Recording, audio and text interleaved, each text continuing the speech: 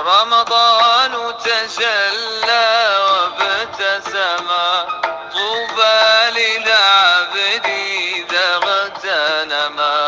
رمضان تجلى وابتسم، طوبى للعبد إذا اغتنما. أرضى مولاه بما التزما، طوبى للنفس بتقواها. رمضان زمان الحسنات، رمضان زمان البركات، رمضان زمان الحسنات، رمضان زمان